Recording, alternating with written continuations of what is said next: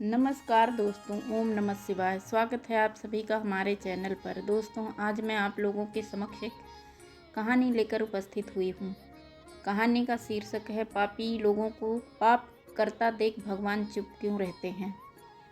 एक समय की बात है जब देवर्षि नारद नारायण का जाप करते हुए भगवान शिव के दर्शन के उद्देश्य से कैलाश पर्वत पर जाते हैं। फिर देवर्षि नारद को देखकर भगवान शिव जी प्रसन्न होते हैं और कहते हैं कि हे नारद, आज अचानक किस कारण से कैलाश पर तुम्हारा आगमन हुआ है। अवश्य ही कोई विशेष कार्य होगा जिसका भाग बनकर तुम यहाँ पर आए हो। फिर नारद जी कहते हैं, हे भोलेनाथ, आप तो अंतर्यामी हैं, भला आपसे कोई बात कैसे छिपी रह सकती है। हम यहाँ किस लिए आए हैं आपको भली भांति पता है। नारद जी कहते हैं, हे प्रभु, आज मेरे मन में एक शंका निर्माण हो रही है, उसी का समाधान करने के उद्देश्य से आपके पास आया हूँ। कृपया मेरी इस शंका का समाधान कीजिए। दोस्तों, तब भगवान शिव कहते हैं, हे नारद, तुम्हारे मन में जो भी शंका हो निसंकोच होकर कहो, मुझे तुम्हारी इन शंका का समाधान करके खुशी होगी। फिर नारद जी कहते हैं, हे प्रभु, पापी लोगों को पाप करते देखते हुए भी भगवान चुप क्यों रहते हैं। तब भगवान शिव कहते हैं, हे नारद, तुमने पूरे मानव जाति के कल्याण हेतु बहुत अच्छा प्रश्न किया है, जो मैं इस प्रश्न का उत्तर एक छोटी सी कथा के माध्यम से देना चाहता हूँ। इसीलिए तुम इस कथा को ध्यान से और मन लगाकर सुनना। और जो भी मनुष्य इस कथा को ध्यान और मन लगाकर सुनता है, वह अपने जीवन काल में किसी भी बात को लेकर कभी भी पश्चाताप नहीं करता है और वह मनुष्य जान जाता है कि पापी लोगों को पाप करता देखकर भी भगवान चुप क्यों रहते हैं। फिर भगवान शिव जी कथा सुनाना प्रारंभ करते हैं। भगवान शिव जी कहते हैं, प्राचीन समय की बात है, एक जंगल में एक मोरनी और मोर का जोड़ा रहा करते थे। वह दोनों पति पत्नी एक दूसरे से बड़ा प्रेम करते थे, एक दूसरे का बड़ा आदर सम्मान करते थे और उनका जीवन बड़े सुख और आराम से कट रहा था। उनके जीवन में किसी भी प्रकार की कोई दुख नहीं था। फिर एक दिन की बात है, मोरनी अपने पति मोर से कहती है, भगवान की जिंदगी कितनी सुखी है, कितना आराम से भरी है। सिर्फ इस दुनिया को चलाना होता है और बैठे बैठे वह पूरी दुनिया को चलाते हैं। इन्हें कोई मेहनत का काम नहीं करना पड़ता है और उनके भक्त अच्छे अच्छे भोग भी लगाते हैं और अच्छे अच्छे पकवान खाने को मिलते हैं। दूसरी ओर हमारा जीवन कितना कठिन है। हमें रोज़ अपना दाना पानी लोगों से छुप छुप कर जंगल से ढूंढना पड़ता है। दोस्तों, इस पर मोर कहता है, हे प्रिय, ऐसा नहीं है, भगवान का काम बहुत कठिन है। भगवान को यह पूरी सृष्टि चलाने के लिए बड़ी मेहनत करनी पड़ती है। मैं तुम्हें एक कथा के माध्यम से समझाता हूँ, तब तुम्हें मेरी बात समझ में आएगी। मोर मोरनी से कहता है, एक गांव की बात है। उस गांव में भगवान शिव का एक बहुत ही सुंदर मंदिर बना हुआ था और उस मंदिर के बगल में ही एक छोटा सा भगवान भोलेनाथ का शिवलिंग भी था। उस मंदिर की देखभाल के लिए उसी गांव का एक भोला नाम का व्यक्ति सेवा में लगा हुआ था, जो सुबह शाम मंदिर की सफाई करता था और दोनों समय स्नान ध्यान करने के बाद भगवान की पूजा अर्चना करता था। दोस्तों, वह आदमी बहुत निर्धन और दुखी था। मंदिर पर आने वाले श्रद्धालुओं द्वारा उसे जो कुछ दान दक्षिणा दे दी जाती, वह उसी से अपने परिवार का गुजारा करता था। मंदिर परिसर में काम करते करते वह अपनी जिंदगी से जुड़ी निजी शिकायत भगवान की प्रतिमा के सामने खड़ा होकर करता था। कभी घर की बातें, कभी परिवार की बातें, तो कभी दुनियादारी की बातें करता था। फिर आगे मोर मोरनी से कहता है, एक दिन की बात है, भगवान भोलेनाथ के शिवलिंग की प्रतिमा के समक्ष खड़ा होकर दोनों हाथ जोड़कर कुछ शिकायतें भगवान से कर रहा था और कह रहा था, हे भगवान, आपकी ज़िंदगी कितनी आरामदायक है। आप तो बस मंदिर में एक जगह आराम से बैठे रहते हैं और लोगों की प्रार्थनाएं सुनते रहते हैं, और कोई तुम्हें लड्डुओं का भोग लगा जाता है तो कोई प्रसाद चढ़ा जाता है। तरह तरह के मिष्ठान और पकवान भी आपको यहीं बैठे बैठे खाने को मिलते रहते हैं। तुम्हारा जीवन कितना आसान है और मेरी ज़िंदगी कितनी कठिन है, और मेरी छोटी सी ज़िंदगी है, उसमें हजारों तरह के दुख भरे पड़े हैं और हजारों तरह की परेशानियां आप दे दिए हैं। दिन भर कड़ी मेहनत करता हूँ, तब कहीं 2 समय का खाना मैं अपने परिवार के लिए जुटा पाता हूँ। और वहीं पापी पाखंडी लोगों को देखो, दिन रात बुरे कर्मों में लिप्त रहते हैं और फिर भी मौज की ज़िंदगी जी रहे हैं। हे भगवान, यदि मेरी ज़िंदगी भी आपकी तरह हो जाती तो मेरा जीवन कितना खुशहाल होता। दोस्तों, तभी अपने उस भक्त की ऐसी बातें सुनकर भगवान से रुका नहीं गया और वह उसी शिवलिंग की प्रतिमा से ही अपने त्रिभुज रूप में भगवान शिव अपने नंदी के साथ प्रकट हो जाते हैं और कहते हैं, हे पुत्र, तुम गलत सोच रहे हो। तुम जैसा सोच रहे हो वैसा नहीं है। दूर से देखने पर सबका जीवन अपने जीवन से अच्छा दूसरों का जीवन दिखाई पड़ता है। जब हमें उसकी वास्तविक ज़िंदगी का पता चलता है तब समझ में आता है कि यह तो मुझसे भी गया गुजरा जीवन जी रहा है। तुम मेरी ज़िंदगी को आसान समझ रहे हो। मेरा जीवन उतना आसान नहीं है जितना तुम समझ रहे हो। मुझे भी बहुत सारी चीज़ें देखनी पड़ती है, बहुत सी व्यवस्थाएं बनानी पड़ती है, बहुत सी चिंताएं लगी रहती हैं। अच्छे के साथ अच्छा कैसे हो और बुरे के साथ बुरा कैसा हो, यह सब सोचना पड़ता है। कोई भी असहाय को रुलाता है तो कोई पीड़ित को पीड़ित करता है, उसकी रक्षा करनी पड़ती है। मेरी जिम्मेदारी को जिस दिन तुम समझ जाओगे उस दिन तुम्हें मेरी मेहनत के बारे में भी पता चल जाएगा। दोस्तों, फिर भगवान शिव जी उस भोला नाम के व्यक्ति से कहते हैं, हे पुत्र, इतना आसान नहीं है भगवान बनना। जिस तरह एक पिता बनकर मनुष्य अपनी संतान के लिए अपने दायित्वों को निभाता है, उनके सुख दुख अच्छे बुरे का ख्याल रखता है, उसी तरह मुझे तुम सबका ख्याल रखना पड़ता है। इतनी सारी जिम्मेदारियों को एक साथ निभाना कोई आसान काम नहीं है। फिर भगवान भोलेनाथ की बात सुनकर वह भक्त बोला, हे भगवान भोलेनाथ, आप तो बहुत ही भोले भाले हैं। आप यह कैसी बातें कर रहे हैं? आपका काम तो सचमुच ही बड़ा ही आसान है। जिस तरह से पूरे दिन आप बैठे रहते हैं, आपकी तरह तो मैं भी किसी समय बैठा रहता हूँ तो किसी समय खड़ा रहता हूँ। इसमें कौन सी बड़ी बात है? दोस्तों, तब भगवान शिव जी कहते हैं, हे पुत्र, मैं फिर कहता हूँ, तुम यह नहीं कर पाओगे। मेरे इस कार्य में बड़े धैर्य की आवश्यकता पड़ती है और मनुष्य में इतना धैर्य नहीं होता कि वह परिणाम घोषित करने तक रुक सके। मनुष्य के अंदर यह कमजोरी होती है कि वह थोड़ा सा सुख पाता है तो वह घमंड से भर जाता है और जरा भी दुख आता है तो वह टूटकर शीशे की भांति बिखर जाता है। वह अपने धैर्य को बनाकर नहीं रख पाता है। फिर भोला भगत बोला, अच्छा, अगर ऐसी बात है तो मुझे एक दिन के लिए आपकी ज़िंदगी जी लेने दीजिए। फिर आप जैसा कहेंगे मैं वैसा ही करूँगा। मोर आगे अपनी पत्नी मोरनी से कहता है, हे प्रिय, भगवान भोलेनाथ ने उस भोला नाम के व्यक्ति को बहुत समझाया पर वह बड़ा जिद्दी था। उसने भगवान शिव जी की एक भी बात नहीं मानी। फिर भगवान भोलेनाथ ने भी सोचा कि चलो मैं इसे एक दिन के लिए अपनी ज़िंदगी दे ही देता हूँ। कुछ लोगों पर उपदेशों की बातों का कोई प्रभाव नहीं पड़ता है। वह संसार की ठोकर खाने के बाद ही सही राह पकड़ते हैं। फिर भगवान शिव जी ने कहा, बेटा ठीक है, एक दिन के लिए मैं तुम्हें भगवान बनाता हूँ और तुम्हारी ज़िंदगी में जीता हूँ। फिर देखते हैं कि तुम मेरा काम किस ढंग से करते हो।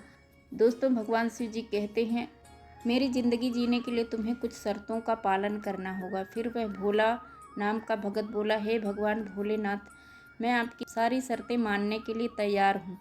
बताइए आपकी क्या शर्तें हैं?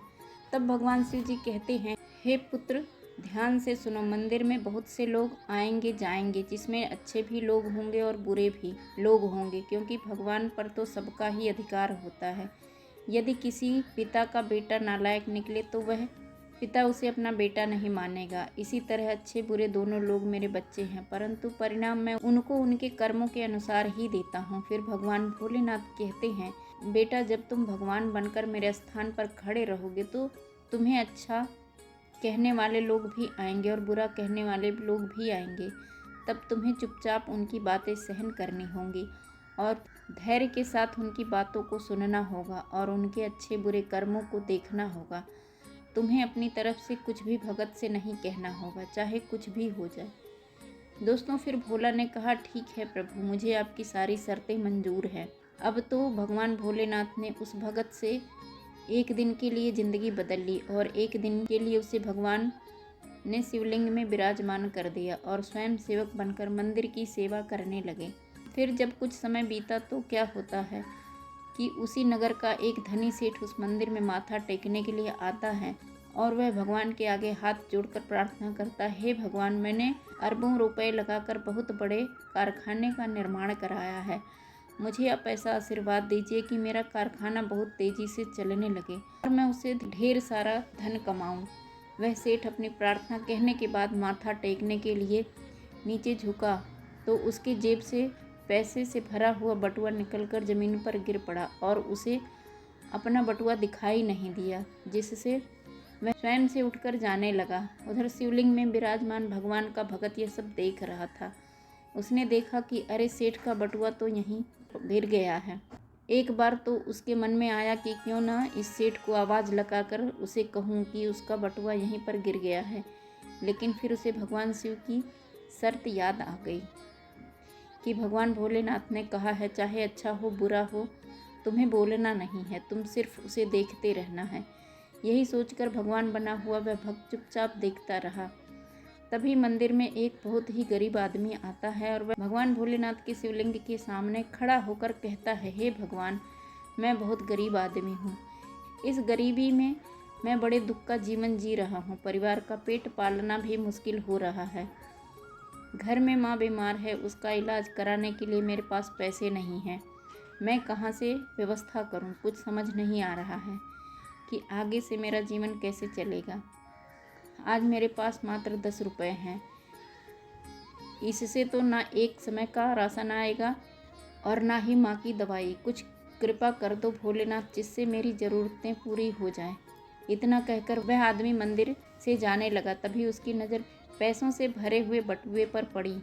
उसने तुरंत बटुआ उठा लिया और उसमें बहुत सारे पैसे देखकर वह मन ही मन खुश होने लगा और भगवान को धन्यवाद देने लगा। हे भगवान भोलेनाथ, आप वास्तव में बड़े महान हो। आपने मेरी प्रार्थना इतनी जल्दी सुन ली। इन पैसों से अब मैं अपने परिवार के लिए राशन की व्यवस्था करूंगा और अपनी माँ का इलाज कराऊंगा। फिर उधर भगवान बनकर शिवलिंग में विराजमान भक्त सोचने लगा, अरे, यह बटुआ तो उस अमीर सेठ का है और यह गरीब आदमी इसे उठाकर ले जा रहा है। एक बार तो उसके मन में आया कि आवाज़ देकर इसे बता दूं कि यह बटुआ उसका नहीं है, बल्कि एक सेठ का है जो वह उसे ले जा रहा है। लेकिन तुरंत ही उसे भगवान भोलेनाथ की वह शर्त याद आ गई। इसीलिए वह चुपचाप मौन बनकर शिवलिंग की प्रतिमा में विराजमान था। दोस्तों, अब गरीब आदमी के जाने के कुछ देर बाद मंदिर में एक व्यक्ति और आता है और वह तीसरा व्यक्ति एक सैनिक था जो अगले ही दिन अपने राजा के साथ युद्ध पर जा रहा था। वह मंदिर में भगवान से प्रार्थना करने आया था कि उसकी यात्रा सुरक्षित रहे और वह युद्ध के बाद सकुशल अपने घर लौट आए।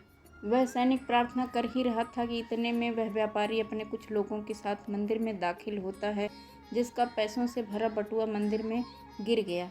अब सेठ के कहने पर सेठ के लोगों ने उस सैनिक को पकड़ लिया और उसे पकड़कर ले जाने लगे। यह बात भगवान बने हुए उस भगत को बिल्कुल भी सही नहीं लगी, क्योंकि वह सैनिक तो बिल्कुल निर्दोष था। बटुआ तो वह गरीब आदमी लेकर गया था। फिर भगवान बने हुए भगत को अपने सामने होता यह अन्याय का काम पसंद नहीं आया और वह कहने लगा, हे सेठ, तेरा बटुआ इसने नहीं चुराया है। तेरा बटुआ तो इससे पहले मंदिर में एक गरीब आदमी आया था, वह लेकर चला गया है। मैं भगवान हूँ और मैंने सब कुछ देखा है। अब भला सेठ और सेठ के लोग भगवान की बात क्यों नहीं मानते। उन्होंने तुरंत सैनिक को छोड़ दिया और उस गरीब को पकड़ लाए। उससे सेठ का बटुआ भी छीन लिया और वह बेचारा बड़ा निराश हुआ। दोस्तों, उधर जब एक दिन का समय पूरा हुआ तो भगवान भोलेनाथ मंदिर में आए और उधर भगवान बने हुए उस भगत ने पूरे दिन का घटनाक्रम भगवान भोलेनाथ को सुनाया और बड़े गर्व से कहा, हे भगवान, आज मैंने एक सैनिक के साथ हो रहे अन्याय को होने से रोक लिया। आपने देखा एक दिन भगवान बनकर मैंने कितना महत्वपूर्ण कार्य किया है। तब भगवान शिव जी भगत की बात सुनी और कहने लगे, बेटा, तुमने न्याय नहीं अन्याय किया है। तुमने उस गरीब आदमी को पकड़वा कर उसके परिवार के मुंह से भोजन का निवाला छीना है। उसकी बीमार माँ का इलाज होने से रोका है। यह तुमने बहुत बड़ा अन्याय कर दिया है। वह सेठ बड़ा अधर्मी था। उसने पाप करके करोड़ों रुपए की दौलत जोड़ी है। गरीबों का पेट काट कर उसने उन पैसों को जमा किया है। यदि उसका बटुआ छूट गया तो क्या हुआ, कम से कम किसी गरीब का कुछ भला हो जाता और उस सेठ के कुछ पाप भी कम हो जाते। तुमने उस सैनिक को बचाकर भी बहुत बड़ा न्याय किया है।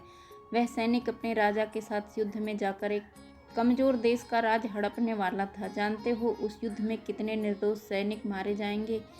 तुमने उसे बचाकर बहुत बड़ा न्याय किया है। भगत को भगवान भोलेनाथ की बात को सुनकर बड़ा पश्चाताप हुआ और कहने लगा, हे भगवान भोलेनाथ, मैं तो वही देख पा रहा था जो मेरी आंखों के सामने हो रहा था। उसके पीछे की सच्चाई कुछ और होगी, यह मैं नहीं देख पा रहा था। फिर भगत आगे से कहता, हे भगवान भोलेनाथ, दुनिया को सिर्फ आप ही चला सकते हैं, क्योंकि आप जीवन के हर पहलू को अच्छी तरह से देख सकते हैं। आप जो करते हैं अच्छा ही करते हैं। गलत तो हम हैं जो जीवन की वास्तविकता को समझ नहीं पाते हैं और उससे पहले ही आप पर दोष लगा देते हैं। जब हमारे साथ कुछ गलत हो रहा होता है या हमारे हिसाब से कुछ नहीं हो रहा होता है तो उस समय हम अपना धैर्य खोकर भगवान को दोषी मानने लगते हैं और उन्हें दोष देने लगते हैं। हम यह समझ नहीं पाते हमारे साथ हो रहे गलत कार्य में भी भगवान की कोई न कोई योजना छुपी हुई होती है जो आगे चलकर हमारे लिए हितकारी साबित हो सकती है। फिर वह भगत भगवान भोलेनाथ से कहता है, हे भोलेनाथ, मनुष्य की समझदारी इसी में है कि हमें गंभीरता पूर्वक कार्य के आगे और पीछे के कार्य के परिणाम को सोच लेना चाहिए। यदि आपके साथ आपकी मर्जी के अनुसार कुछ नहीं हो रहा है तो उसे भगवान की मर्जी समझनी चाहिए और आगे भगवान जो करते हैं वह अच्छा ही करते हैं, ऐसा सोचकर अपने कर्तव्य पर ध्यान देना चाहिए। दोस्तों, फिर उसके बाद भगवान शिव जी उस भक्त से कहते हैं, हे पुत्र, क्या अब तुम्हें पता चला कि भगवान बनना इतना आसान नहीं है। फिर आगे से वह भक्त कहता है, हे भोलेनाथ, आप जितने भोले भाले हैं इतनी ही सरलता से लोगों के दुख को दूर कर देते हैं और उन्हें ज्ञान भी दे देते हैं। तो हे प्रभु, मैं सब समझ गया हूँ। कुछ भी बनना आसान है पर भगवान बनना इतना आसान नहीं है। इसके बाद भगवान भोलेनाथ उस भगत को तथास्तु कहकर वहाँ से सीधा कैलाश पर्वत पर पुनः पहुँच जाते हैं। फिर भगवान शिव जी देवर्षि नारद से कहते हैं, वह मोर अपनी पत्नी से कहता है कि हे प्रिय, अब बात करते हैं उन दो कारणों की जिनकी वजह से भगवान पाप होते हुए देखकर भी चुप क्यों रहते हैं। पहला कारण तो यह है कि भगवान आपकी मदद नहीं करेंगे जब तक आप दुनिया वालों पर निर्भर रहेंगे।